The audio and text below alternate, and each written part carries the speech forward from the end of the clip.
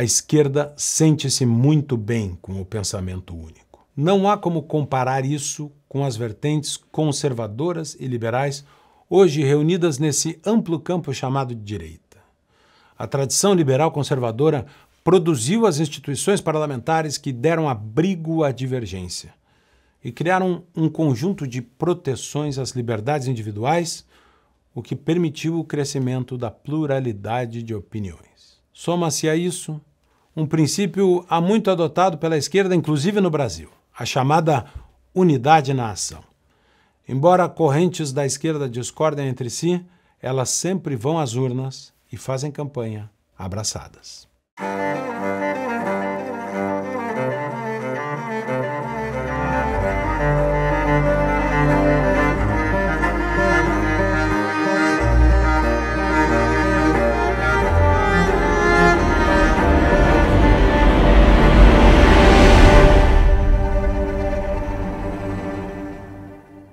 Foi publicado um estudo que mostrou haver muito mais divergência no campo político da direita do que no da esquerda.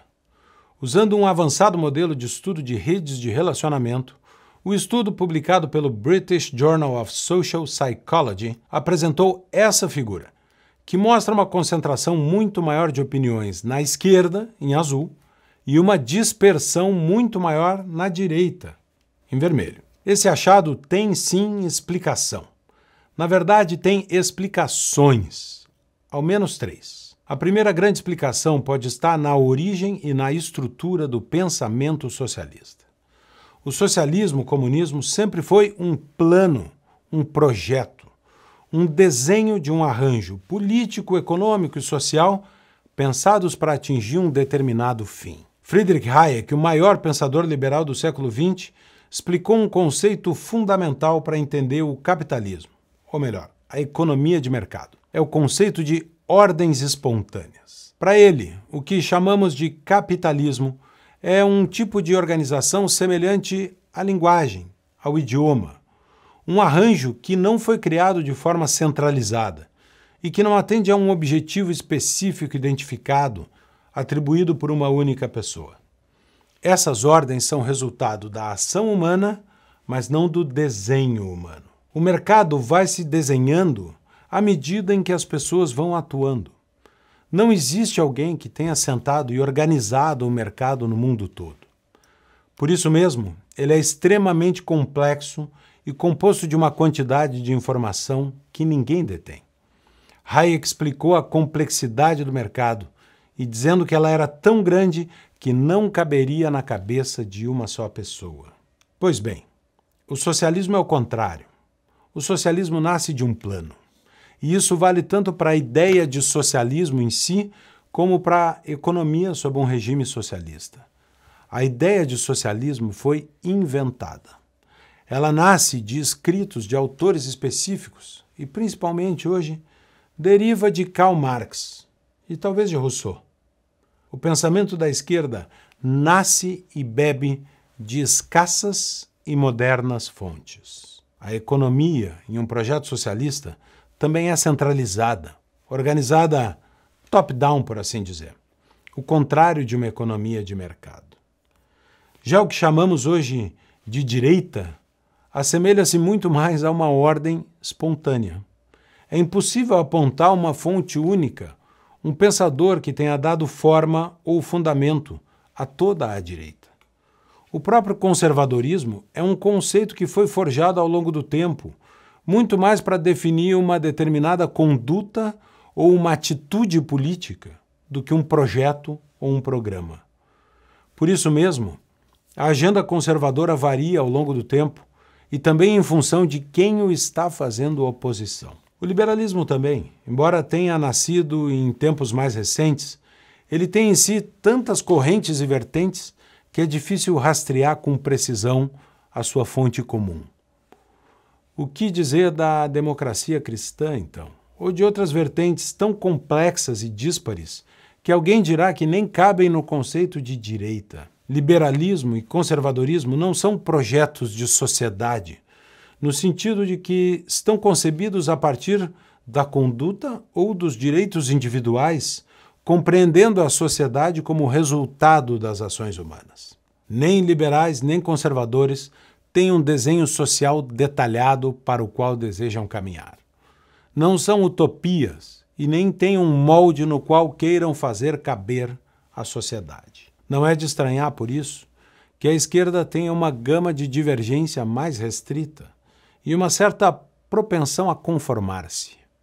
Ela está, ao fim e ao cabo, presa a um plano, a um desenho final, a um projeto de mundo. Os socialistas rumam todos para o mesmo lugar. Uma segunda explicação diz respeito à organização política que o socialismo adotou.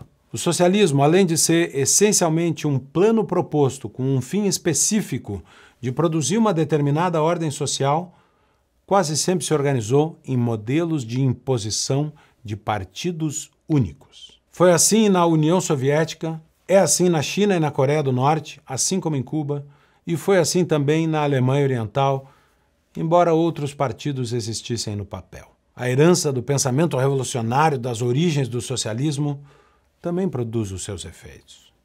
Em todos os processos revolucionários, uma vanguarda tem, dentre os seus papéis, manter a coesão e a linha da revolução. Ou seja, um grupo tem o papel de centralizar o posicionamento que deve ser adotado pelos seguidores. Quem estreou essa lógica foi o próprio Lenin, que chamou os bolcheviques de partido de vanguarda. Daí, às patrulhas ideológicas e aos tribunais revolucionários, não se tardou muito. É verdade, esse não é um fenômeno exclusivo da esquerda. Mas há um certo compromisso dos partidos e intelectuais de esquerda hoje em defenderem os experimentos socialistas do passado. Quem nunca ouviu algum amigo dizendo que o stalinismo não representava a esquerda, numa forma quase inteligente de, assim, resguardar o leninismo de qualquer crítica? O próprio constrangimento da esquerda moderna em condenar Cuba ou a Venezuela, ditaduras prontas e acabadas, expressa isso.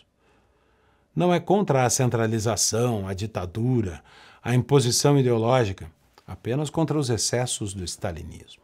Já no campo da direita, não se percebe o mesmo receio em condenar regimes ditatoriais do passado. Os partidos conservadores são capazes de críticas, por exemplo, ao franquismo, ao pinochetismo e a quaisquer outras ditaduras autoritárias. E não estou aqui citando o nazismo e o fascismo por uma única razão.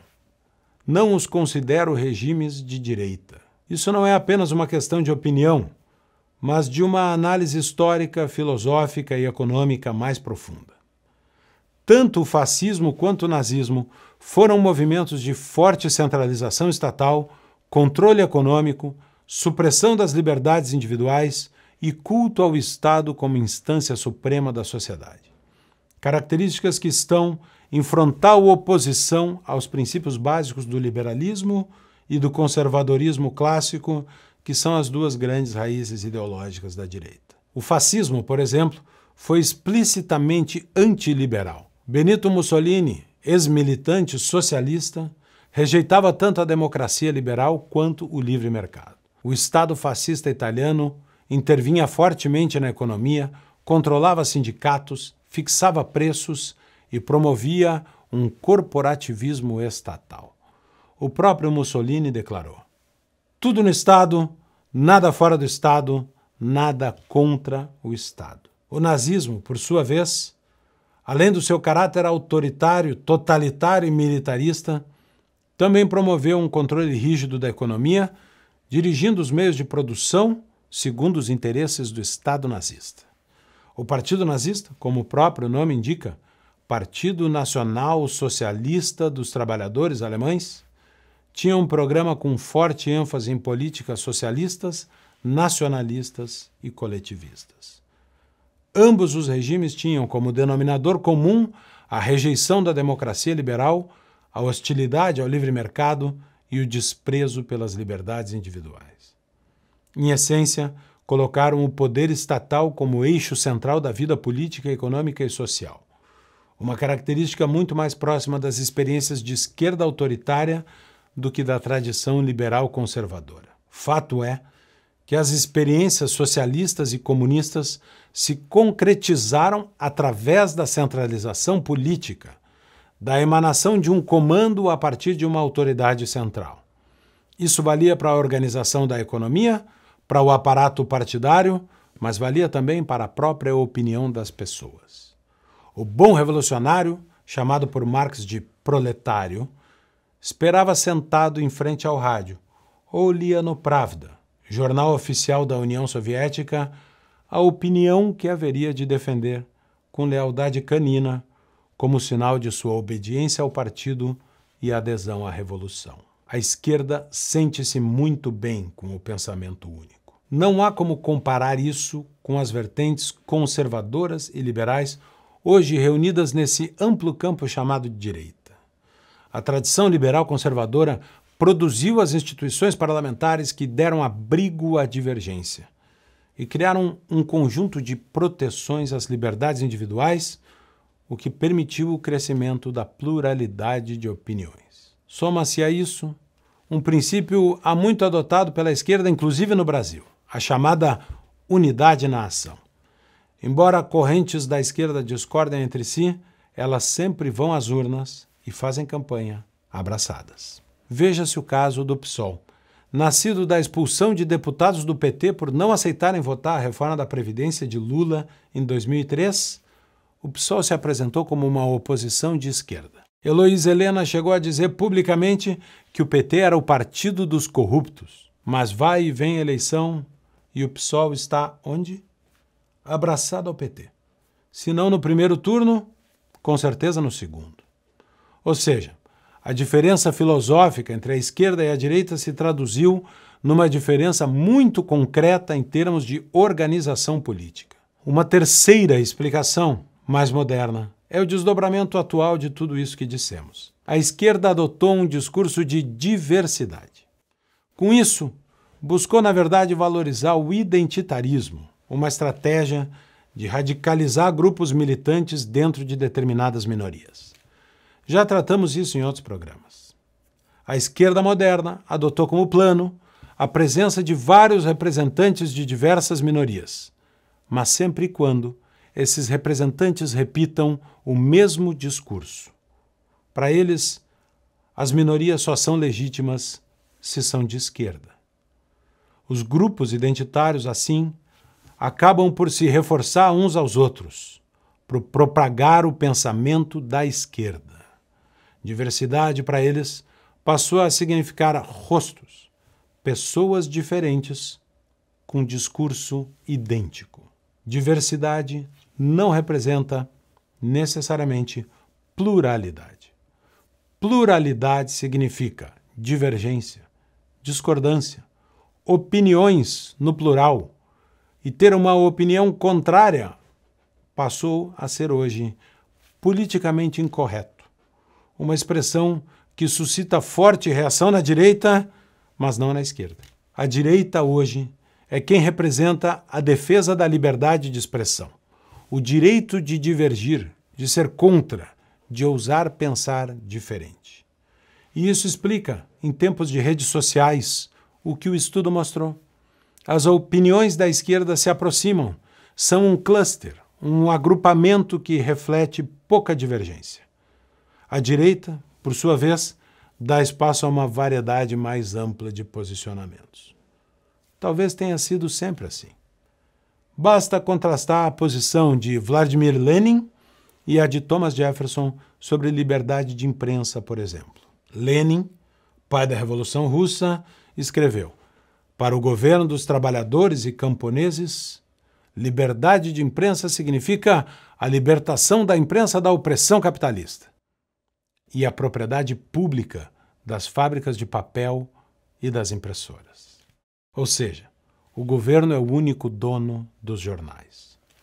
Jefferson, pai da independência dos Estados Unidos, escreveu: "Sendo a base de nossos governos a opinião do povo, o primeiro objetivo deve ser preservar esse direito.